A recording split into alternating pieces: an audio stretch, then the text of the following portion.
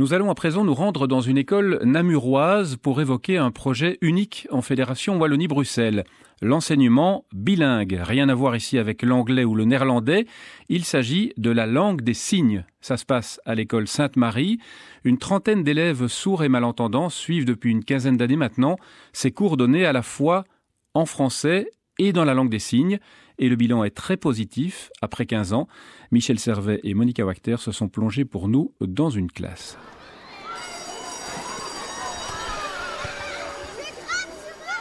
L'école Sainte-Marie en plein cœur de Namur. 1500 élèves viennent suivre des cours ici tous les jours en maternelle, primaire et secondaire.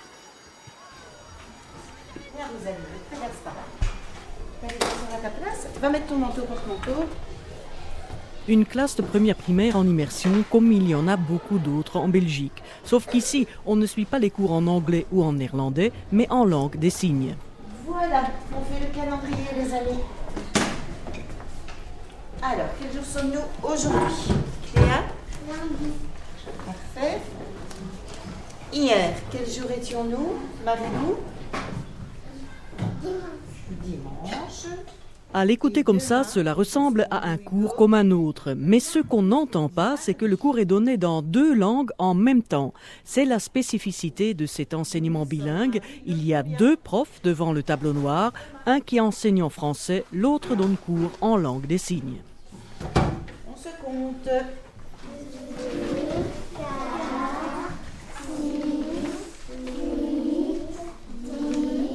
Donc, je m'appelle Elodie Marchal, je suis institutrice signante en première primaire. Et signante, ça veut dire quoi? Donc, je donne mon cours en langue des signes. Ici, j'ai Bastien qui a des parents sourds, donc il n'y a pas du tout de problème de langue des signes, puisqu'à la maison, il baigne dedans depuis qu'il est né. Et Thomas, ses parents sont entendants, mais signe un petit peu. Il signe et il parle en même temps. Donc, ils font ce qu'on appelle du français signe.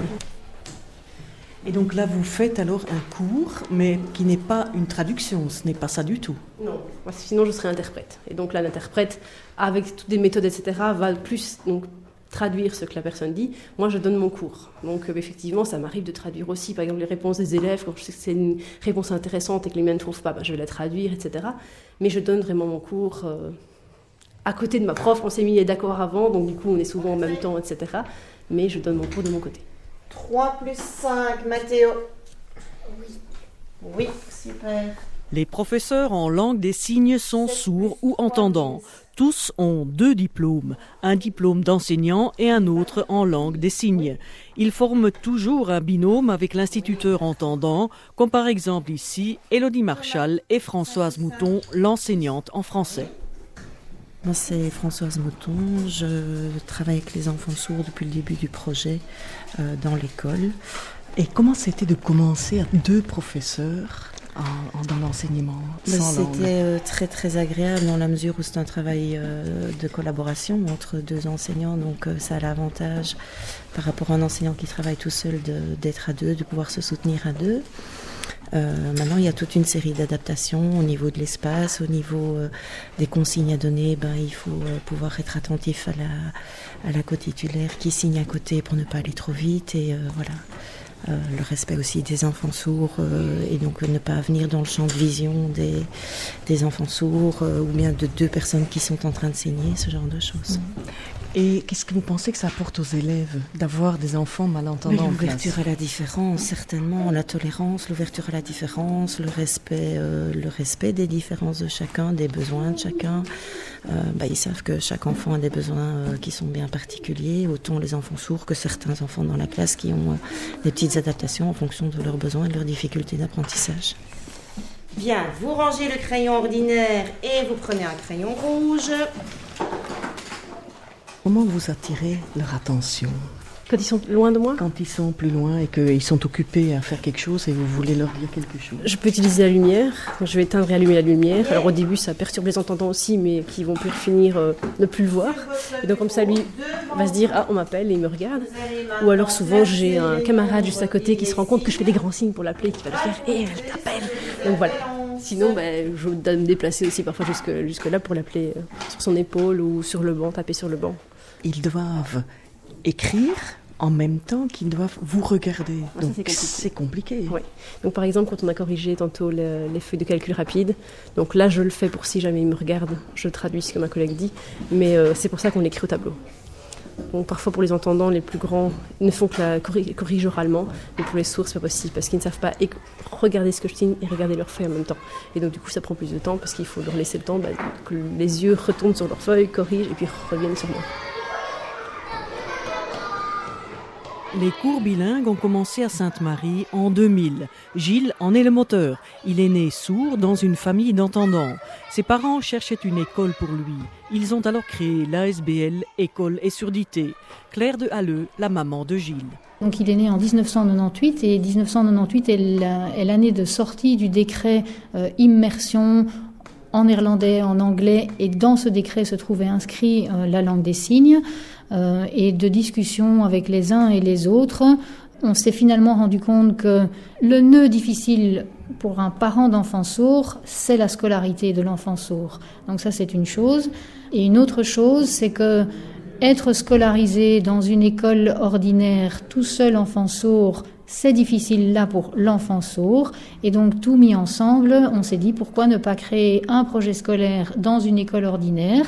Et donc de là est née l'idée de l'immersion bilingue en français d'une part, en langue des signes d'autre part.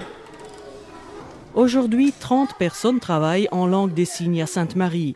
Leur exemple est aussi un élément important pour les enfants sourds pour la construction de leur identité.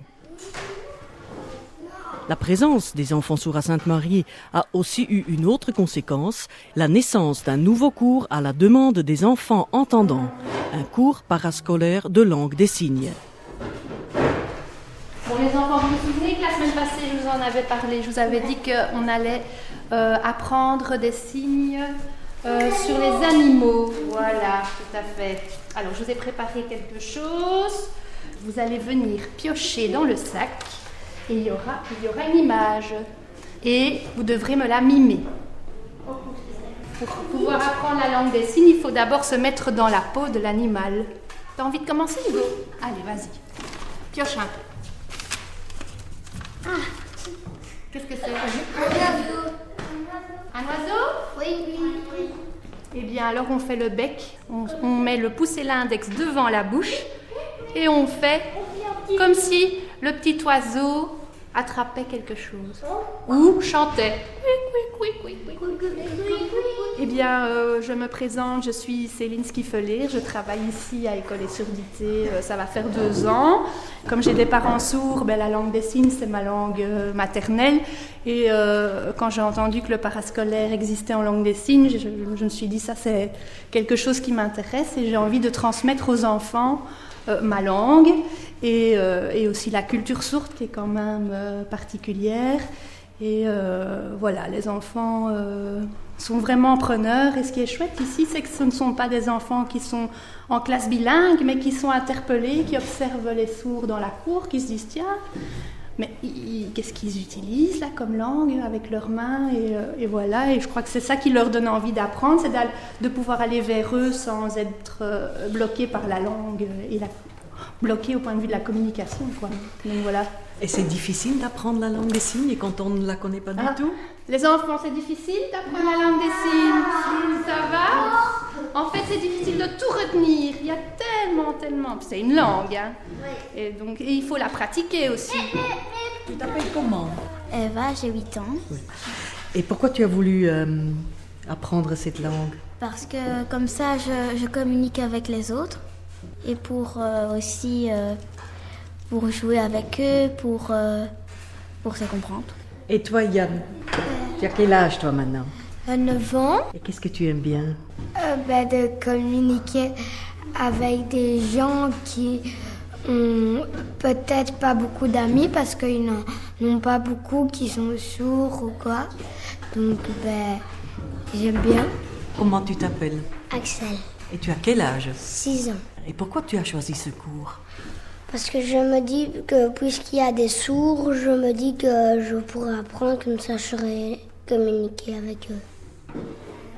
Magali Guesquière est coordinatrice des classes bilingues du fondamental. Elle nous explique dans les grandes lignes les différences entre les deux langues. Notre bouche ne peut produire qu'un son à la fois, donc c'est une langue qu'on dit linéaire, tandis que la langue des signes, on a déjà 2 mains, et donc on peut produire plusieurs choses en même temps, mais dans la langue des signes, donc les mains parlent, mais aussi les yeux, les sourcils, les épaules, la tête, le regard, tout ça parle. Donc ce qui veut dire qu'on peut donner beaucoup d'informations en un signe, en une fois, qu'on ne peut pas faire en français. En français, tout son va se succéder petit à petit.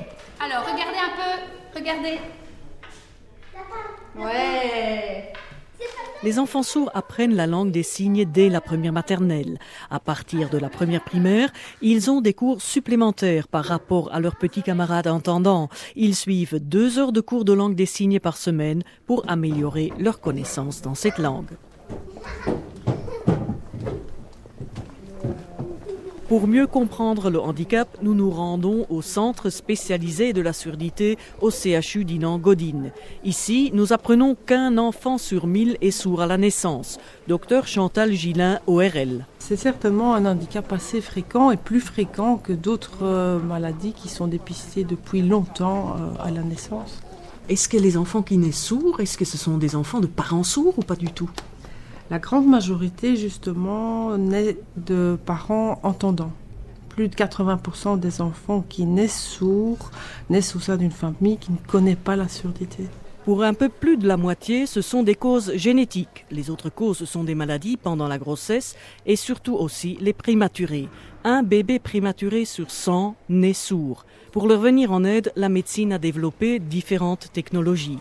Un appareil auditif conventionnel qui a un ou plusieurs micros, un amplificateur et les sons amplifiés et filtrés selon certaines fréquences sont transmis à l'oreille et donc ça reste un son qui est proche de l'environnement sonore naturel. Dans les cas de surdité sévère où l'appareil auditif ne donne pas de bons résultats et dans les cas de surdité profonde, l'implant cochléaire permet d'avoir une information sonore certainement importante sur une large bande de fréquences et permet, si l'implant est placé précocement avec une rééducation précoce, d'avoir accès au développement d'une langue orale. Maintenant, ce sont des stimulations électriques transmises au nerf auditif et donc c'est une information qui n'est pas aussi complète et aussi travaillée que celle qui est transmise par une oreille qui fonctionne normalement. Mais on ne répare pas la surdité. Certains enfants n'apprendront jamais à parler parce que leur nerf auditif est trop abîmé. Et ceux qui peuvent être équipés d'un appareil auditif ou d'un implant doivent fournir beaucoup d'efforts. Tout ceci ne peut fonctionner que si on s'entoure de toute une équipe avec des logopèdes, des psychologues, des spécialistes de l'éducation des enfants sourds qui peuvent accompagner l'enfant et sa famille dès l'annonce du diagnostic. Pour mieux comprendre, nous nous sommes rendus dans la famille de Sacha, à Bois-de-Villers, près de Namur. Sacha a 10 ans, il est en 5e primaire. Il est le seul sourd de sa famille. Delphine Coipel, sa maman, a appris qu'il était sourd quand il avait 20 mois. J'ai toujours dit que je n'étais pas triste que Sacha soit sourd, mais j'ai toujours dit aussi que j'ai été triste quand il a été triste d'être sourd. Et c'est vrai que donc il a une surdité qui augmente et à un moment donné il a compris ça, que sa surdité augmentait et que peut-être un jour il porterait un implant, parce qu'il faut savoir que Sacha n'est pas implanté, il est appareillé parce qu'il n'est pas sourd profond. Et ça, pour lui, ça a été le déclencheur, mais de tout ce qu'il avait de toute façon sur le cœur. Et là, il a vraiment fait une dépression. Il avait 7 ans et il a vraiment exprimé sa difficulté d'être sourd, enfin, sa tristesse d'être sourd, sa tristesse d'être différent de nous. Bon, maintenant, ça lui a fait du bien de l'exprimer, on l'a accompagné. Sacha porte des appareils auditifs depuis qu'il a 2 ans. Cela lui permet d'entendre, mais pas comme les entendants. Il y a des gens qui font attention à bien articuler et à bien parler. Ça veut dire si je regarde pas, je peux entendre, mais parfois pas tout comprendre. Mais si je regarde, je peux mieux comprendre. Alors que les entendants, pendant qu'ils doivent écouter, ils peuvent chipoter à des trucs. Alors que nous, les sourds, on doit regarder celles qui signent. Oh Pierre. Camille, tu peux retourner ? Attends Pierre. Pierre est entendant, c'est le meilleur ami de Sacha. Il faut parler plus fort et mieux articuler parce qu'il a beaucoup plus de difficultés. Mais sinon, il est à peu près comme nous. Mais donc tu fais attention, Ouais. et quand tu veux attirer son attention, tu cries ou tu le touches sur... Je le touche ou je l'appelle, ça dépend. Quand il y a beaucoup de bruit ou pas beaucoup de bruit. Et qu'est-ce que tu aimes bien chez lui? C'est qu'il est sympa, il comprend ce qu'on dit, dire ça c'est déjà bien parce qu'il y a des enfants sourds malheureusement qui comprennent pas beaucoup ce qu'on dit, ils sont fort éloignés des autres. Il entend pas mal du tout, mais il n'entend pas comme nous les entendants. Donc dans le calme absolu, comme nous sommes là, Sacha, il se débrouille et il m'entend bien, c'est d'ailleurs ce qui fait que Sacha parle très très bien. Mais par contre, dans d'autres circonstances comme la classe, par exemple, où il y a du bruit, des interférences, si on est au restaurant, par exemple, avec Sacha, si on est dans une foule, dans la voiture, quand je parle à Sacha, enfin, il y a plein d'autres circonstances où, évidemment, on peut constater qu'il n'entend pas comme un entendant. Et en famille, comment vous vous adaptez à sa surdité ? C'est une adaptation constante. C'est vrai qu'on y fait tout le temps attention. Je pense souvent à la situation d'un repas de famille. Mais quand on a évoqué un sujet sur le souper, on est très content, là où d'autres familles vont en aborder 2, 3. Pourquoi ? Parce que chaque chose que chacun va dire, chaque intervention, elles peuvent pas se recouper. Chacun va parler à son tour et en face de Sacha pour que Sacha comprenne ce qui a été dit. Donc il y a un côté pas naturel, mais voilà, il n'y a pas d'avance. Il est donc très important que Sacha puisse suivre ses cours dans les 2 langues en même temps, comme ici au cours de géométrie. Tout d'abord, bonjour tout le monde. Donc ce matin, on vous a prévu une big synthèse.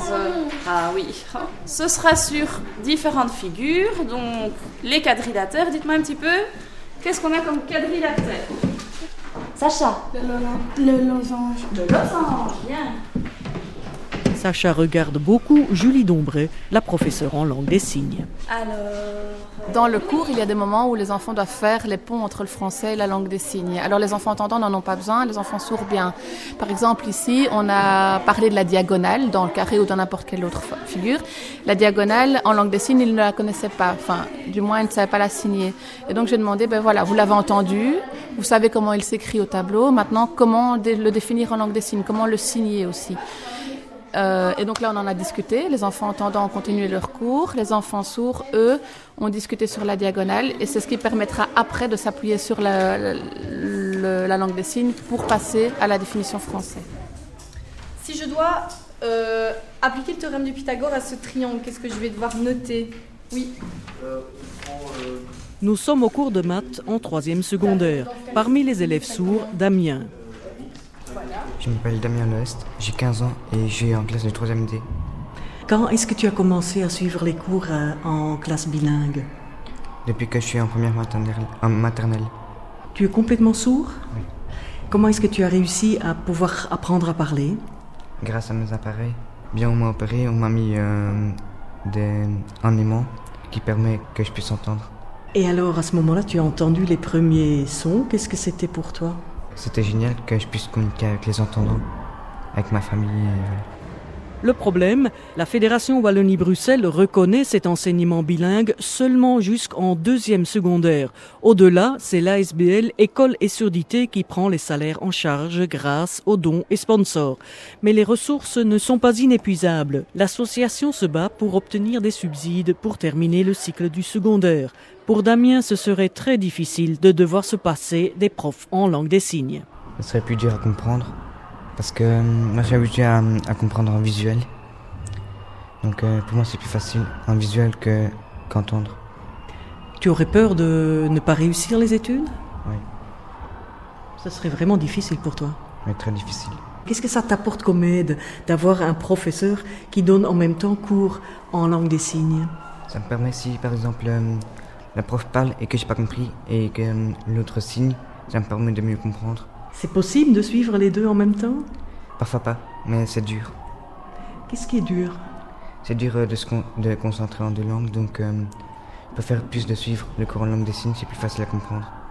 Et qu'est-ce que vous pensez que ça donne comme avantage aux élèves comme Damien ? Je pense que ça permet... Françoise Mélotte, enseignante en langue des signes. Pour les enfants sourds qui ont des capacités intellectuelles normales, comme les autres enfants, d'avoir un enseignement de qualité et de pouvoir après accéder à n'importe quoi comme études supérieures.